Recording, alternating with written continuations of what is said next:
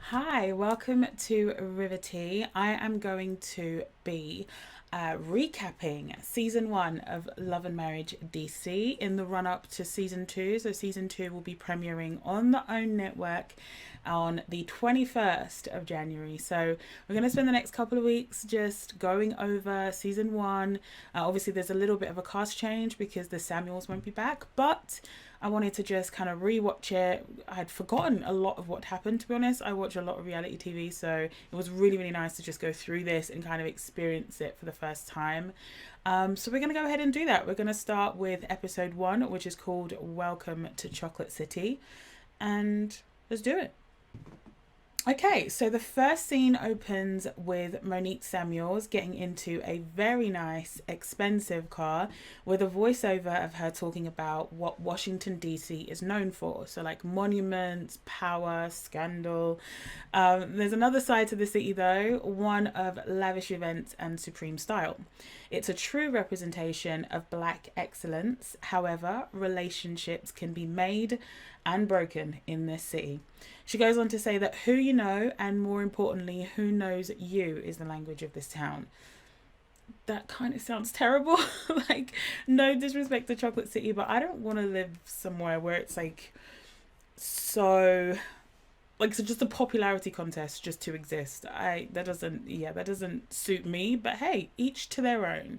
So now we get a proper start to the show, and it's Monique in the confessional talking about the PTSD that the Real Housewives of Potomac gave her, and how she's excited, after being convinced by Carlos King, to get a second chance to show us all the full picture. So the businesswoman, the mum, the wife, and the friend that she is. So basically saying Potomac didn't really show us who she was in her entirety. Tea.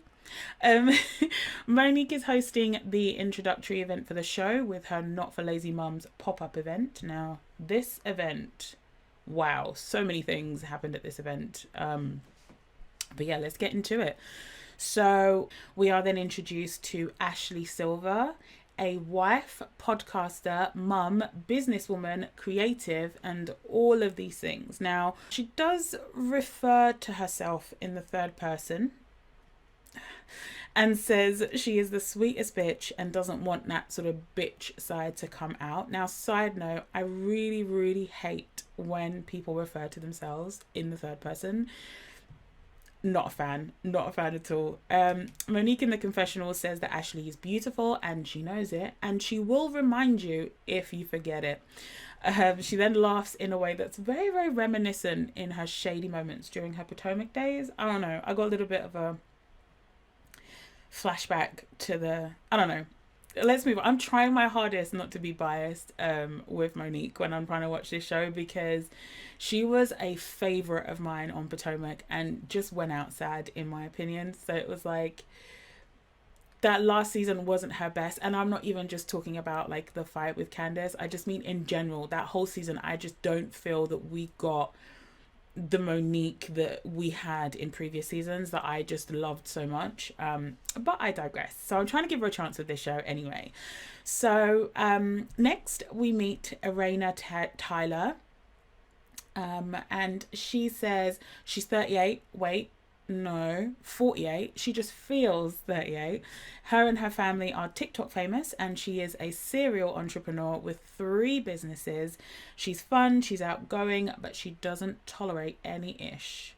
I gotta say, big fan from the get go. Just from that little intro, big fan. Monique in the confessional describes Erana as a force and says that she slid into her DMs to be connected to women who are on the same level as she is, or like further beyond her. Again, trying really hard not to be biased, but I don't know why. It's just Monique gives me just facetious with this, right? So it just kind of comes across as like disingenuous when she says that. But anyway, at the event, Monique has a special guest, Winter Williams, who has a special story that Monique thinks will change everybody's life. Winter says that things have changed when Erana asks her how she's doing, and it cuts to Irana's confessional saying she knew Winter was going through something because of the drastic change to her hair. I do have a question, Winter. Why was the shaven part parted like that, sis? Like, is it just me or was it just like off? Like, I love a shaved side. I like, however you want to express yourself with your hair, love it, here for it. But it just, the part, let me know in the comments, please. It can't have just been me. That parting was just, I don't know. I don't get it, but fine. As Monique gets her event underway, Ashley says in her confessional that she knows Erana through the nightlife scene. Elena's husband throws parties, Ashley's husband is a DJ, and she goes on to say that her, Erana, and Monique have in common the fact that they've been able to step up and out of their husband's shadows because, they have very sort of successful husbands. And it just shows that they are more than just someone's wife. And, that she loves people who hustle because it's easy to sit around and spend somebody else's money. But, Ashley says, still spend their money and make your own too, sis. And I know that's right. That's right, that's right! Winter Williams gets the mic at Monique's pop-up event and says, I'm Winter Williams, MBA, because I worked for it. Now, girl. Okay. Winter says on the mic that she is a mum of 4 and she knows Monique because their husbands play together on the Washington Redskins team. Do they still use that name? I don't know.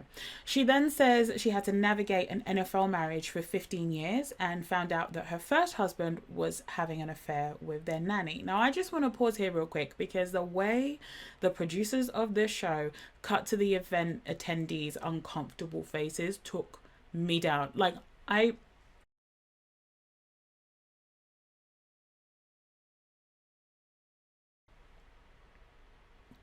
don't want to laugh at somebody's pain. If somebody tells something like that, like it's shocking, it's terrible. I mean, I can't believe you went through that. I feel sorry for you. But the way those faces were edited in, I burst out laughing and felt immediately terrible after. But, that didn't last long. Anyway, Winter continues that not only did her ex have an affair, but he fathered 2 children outside of their marriage. Now, I don't know if he fathered those 2 children with the nanny. That wasn't quite clear. He had the affair with the nanny, but then, had 2 children. So Irena in her confessional basically said exactly what I was thinking in the confessional when she said, why? Because why are you spilling like your own tea like this at a mum's event, right? So it's like, if you feel comfortable sharing what you've been through, that's great. But like the smiley delivery out of the clear blue sky had me puzzled. It just did. Winter said she had to find out who she was and find her own strength. And the scene cuts to Ashley saying that she drinks when she's bored and she has to watch her drinking now, while Winter is up there giving her testimony. So, yeah, a little bit shady, a little bit shady. Afterwards, all 4 women come together and Ashley and Winter appear to be meeting for the first time here. I don't think they knew each other beforehand, so it was literally just the first time they ever met at this event. And Ashley says her and her husband don't have like that many married friends, and that meant they would, the friends would romanticize her and DJ Silva's like relationship. They kind of put him on a pedestal, and she doesn't want that. She doesn't want them to do that because they don't understand what they really go through as a couple, as a married couple. In her confessional, Monique says that her and her husband Chris had a very bad experience on that other show. So it's very, very important to have women that are actually supportive and couples who get it. Now, I don't know if she said in couples, like as in have women that are actually supportive in couples or and couples, because if the supportive women have to be in couples, it's not quite clear why Winter's here. But maybe she said and, so it's fine. So Irena tells the ladies that everybody is invited to her 26th wedding anniversary. First of all, 26 years. Come on. She tells them that there will be no Q&A at the party when Monique asks, oh, I want to pick your brain. Can I ask you some questions? No. Shady Ashley says she'd like a Q&A because she wants her relationship to go from a teenager to a grown adult like Irena's, and that she was 10 when Erana and Jamie got married. She then turns to Monique and says, and you were what, like 12? Monique laughs and says yes.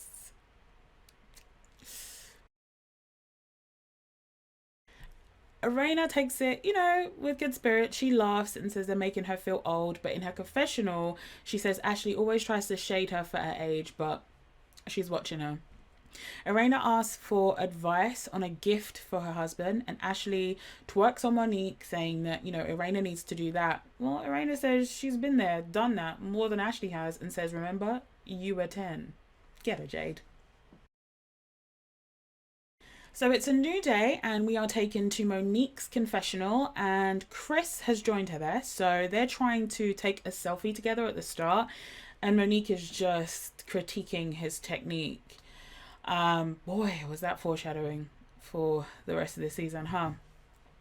We see Chris exercising at the home, and we get their separate confessionals giving us a rundown on who Chris is, his career, his retirement, and how they've been married for almost 10 years. Monique says she has been evaluating their marriage and thinks, she's trying to think about what a decade really means. Monique is giving a lot of critiques on Chris's workout with his trainer, and he ends up kicking her out of their in-house gym. Chris in his confessional describes himself as a good man. There are no babies being brought to their doorstep. Apparently this is a metric for athletes. Apparently we're supposed to celebrate you for that. That's not what you're supposed to be doing anyway, but whatever. Bills are paid. They live a nice lifestyle. He helps feed the kids and give them baths. He's at home most of the time. He thinks he's a decent dude. Chris says, however, it's the other things, the emotional connection that has fallen off lately. Back at their home, Monique is filling Chris in on her little pop-up event and how amazing it is that Erana and her husband Jamie have been married for 26 years, which then takes us to Erana's home. Erana's mum has been living with them for about 5 years, and she describes her as a blessing as her mum does so much for them as a family, and Jason specifically, her son who is visually impaired. Team Jason, let's go. The star of the show. We are introduced to Erana's husband, Jamie Tyler, who talks about being born in DC. He's a regular guy that works hard and takes care of his family. He intros his company, J&J Entertainment, and says that they throw amazing parties, apparently. So let's go. At the dinner table, Erana says she invited Lil Jamie, Jamie's firstborn son, who is currently not on speaking terms with his father, to the anniversary party on Friday. Erana tells us in her confessional that she wishes Jamie and Lil Jamie could work their issues out, as it has been going on since Lil Jamie has been a teenager. Jamie says he will wait and see if Lil Jamie will show up. We're on to DJ Quicksilver and Ashley's home with their 2 kids and Bruno, the dog. Ashley says that Bruno, her fur baby, is her favourite child as he didn't give her any stretch marks. Okay. We meet DJ Quicksilver, an award-winning DJ that has worked with all the big stars, and Ashley and Quick have been married for almost 13 years. Ashley describes herself as a married single mum, as she does everything for the kids herself. Quick acknowledges that he could be doing more at home and needs to find a balance between his job and raising a family. Ashley gets defensive and talks about how, she held it down. She held down the house and just wants the same support now that she wants to go after her own dreams. Ashley says he needs to do better, and he's currently at a 7. I'm guessing a 7 out of 10? I don't know. But then Quick says he's the best. He's only under Barack Obama. Looks like both of them are pretty into themselves. Love that for them.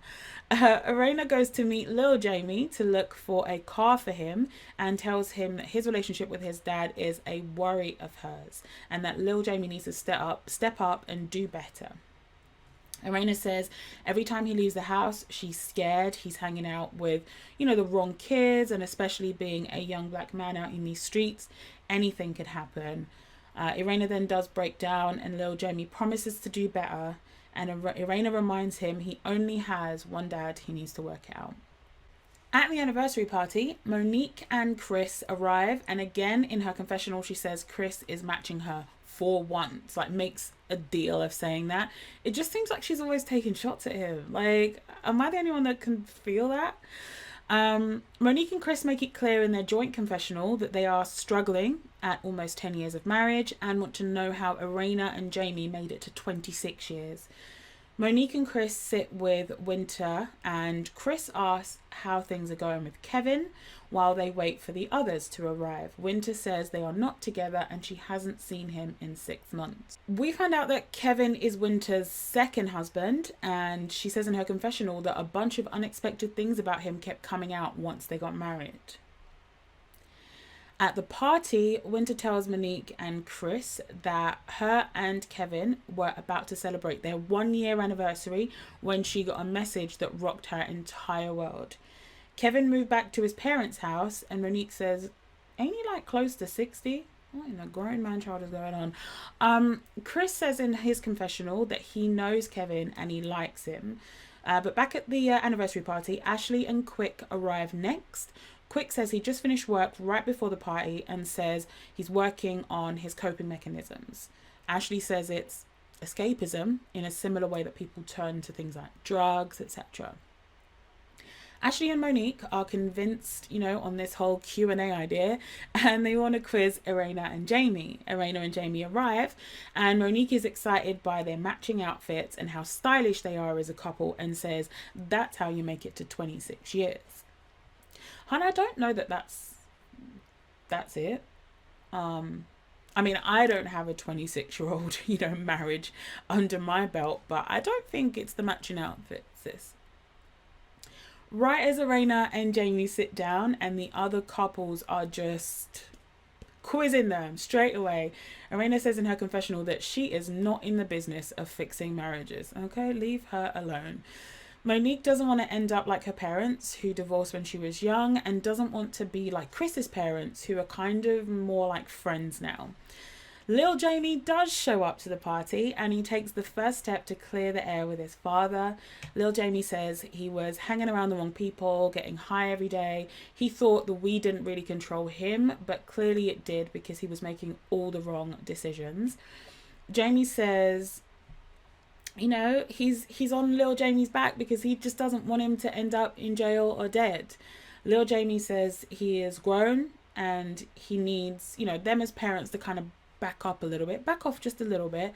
And Jamie describes himself as a giver of tough love, just like his dad was with him in the 80s. Anyway, they hug, they tell each other they love each other, and Jamie says in his confessional that as long as Lil Jamie stays employed and off the weed, they'll be all good.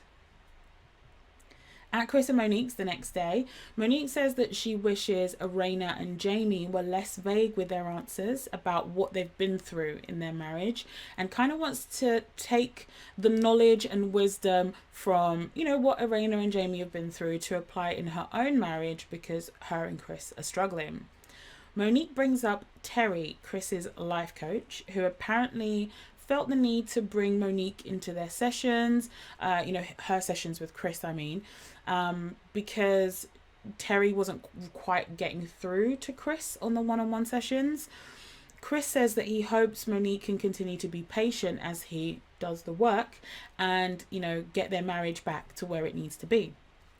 Monique replies with a bit of a whole decade, and laughs when he says that she should hang in there because it's worth it. Monique then asks if it's only worth it to him, and says she loves how he's patting himself on the back. Her tone here is a little crazy, and of course, if anyone's speaking to you like that, you're bound to get defensive. So Chris instantly gets defensive, and Monique then says, that's why she's been asking for a list of who he is and what he is passionate about, and wants him to get deep. Monique has been waiting a month for this list apparently, and says it looks like Chris doesn't want to do the work. They start arguing, and Chris is, trying to say she's right, but Monique keeps digging and wants to know if Chris thought the list wasn't important. Chris says it was important to him, but Monique wants to know how could it be important if he felt like he didn't need to make the list since they wouldn't be seeing Terry for a while. I get her point. I do get her point, because if something is important to you, you just do it, right? But sometimes it is easy to procrastinate and put things off when they're difficult to do. if you have had this whole career, right, and this is just my opinion, but if you've had this whole career, you've been in the limelight, you've done these things, you've been successful, the money's coming in, the money's still coming in even once you've retired.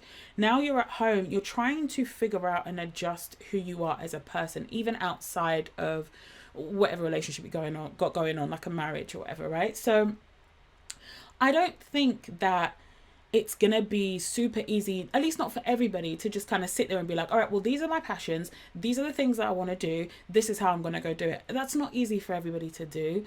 And to be honest, the back and forth, even though Monique did have a point, the back and forth kind of just seems very, very toxic, because Monique seems to want more from Chris than he's currently able to give, right?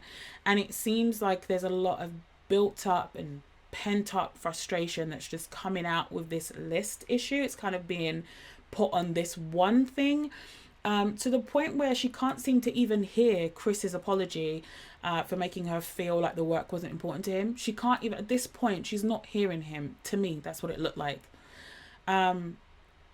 Monique then hits below the belt, in my opinion, and says she doesn't want them to be like his family, who sweep everything under the rug and don't truly deal with the issues. While that may be true, I don't know Chris's family. While that may be true, I don't think it's the most effective thing to say when you're trying to get a point across and you're already in an argument. I don't know if being like, well, I don't want to be your like your family. It's a bit, I don't know. It's you even if you have a point, you might have the greatest point, but if you're now in the middle of an argument, that just feels like you're taking shots. And if the person's already defensive because you're in an argument, you're not going to get a positive response when you say something like that. They're either going to come at you harder or they're going to shut down. And, you know, Chris chose shutting down. So Chris is shutting down. Monique is frustrated. And then Monique says in her confessional that there is no way they will be making it to another 10 years like this. And that is the end of episode 1. So for me, it was a decent opener. I think it was a decent opener for me personally. It was okay. It was an okay opener, but I did have a few takeaways based on the cast. Of course, personally myself, I don't think the rest have done reality TV before. So I only know of the Samuels from Potomac, right? So I had a couple of takeaways about the different cast members. So I'll start with Erana. She was my early favourite so far on this. She seems like a tough, no nonsense woman. She seems funny. She can take a joke, but also, don't push her. And she's a successful businesswoman. So that's always great to see on TV for me, especially on reality TV, which, has a bad reputation for things, right? Jamie, her husband, he seemed like an old school guy. Looks like he can be quick to anger and probably have a hot temper. Because I don't know, not speaking to your son for quite a long time. Like, I know there can be strained situations, but I don't know, it seems a little wild to me. So Ashley seems to be a little bit of a shady friend based on, her little digs at Arena's age. She could be fun to watch though, but she clearly loves herself. She's a very involved mom, clearly. She's trying hard not to be a stereotype of a housewife with a rich husband. So that should be a very, very interesting journey to watch throughout the season. Quick seems like, Ashley's husband, seems like a workaholic who also loves himself.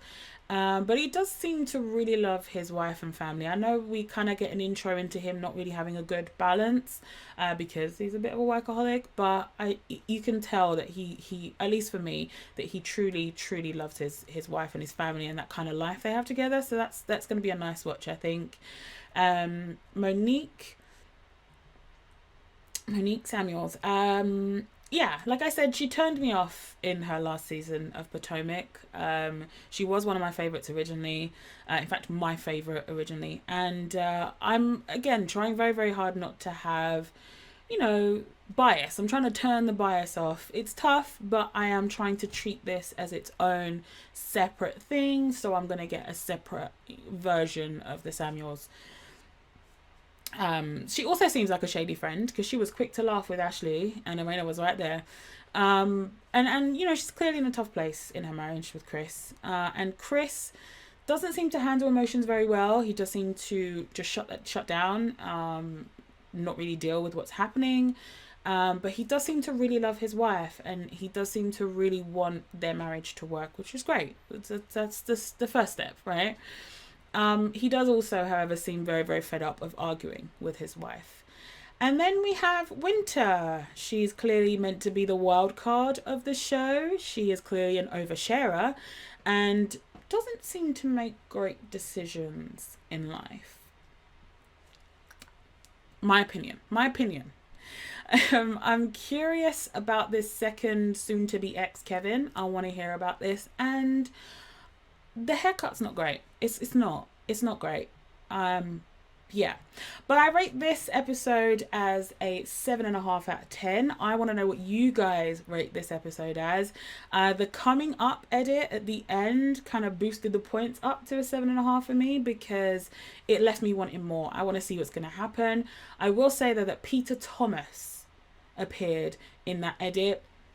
What is he doing on the show? Why is he on why does he keep showing up to it? I don't want to see him. I don't want to see him come up because he married Cynthia Bailey. Stop putting this man on every reality show, please. Stop it. Producers, I hope you're watching. I hope you hear me. I hope you hear the fans, because it's not just me. Please stop. We're tired. We're done. Okay. But yeah, it should be an interesting season. I'm looking forward to finding out more about Erana and Jamie's relationship dynamics, as well as the rest of the couple's dynamics. I'm curious about how Winter will gel with the rest of the ladies, and how Erana and Ashley in particular do within this group. And I'm truly hoping to be proven wrong about Monique. If memory serves, though, I don't think I will. But we'll see. I'm so looking forward to rewatching this. I hope you guys are rewatching too, so that you can get yourself ready for season 2. And I will catch up with you tomorrow for episode 2 of Love and Marriage DC season 1. Bye.